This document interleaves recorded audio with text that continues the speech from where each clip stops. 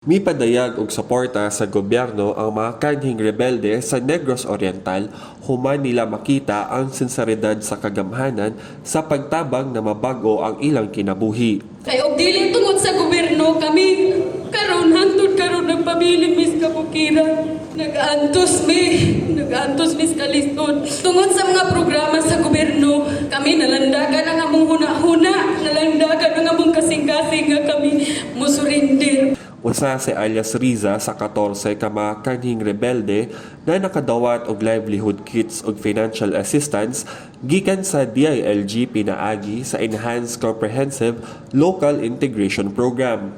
Gawas ni ini ng hatag sab og mga seedling, native chicken, bugas ug relief goods ang kagamhanan sa probinsya nga dugang ayuda alang kanila.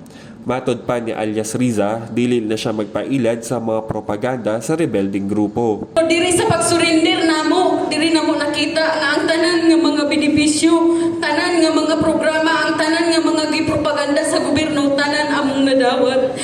Apil sab na nakadawat sa ayuda si alias ka Joel na nipahayag sab sa kaayuhan sa gobyerno.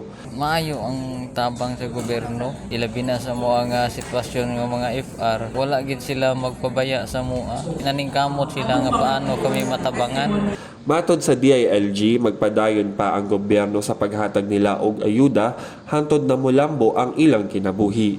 Gikan sa Negros Oriental, kini si Roy Lamotan sa PIA alang sa MBCV.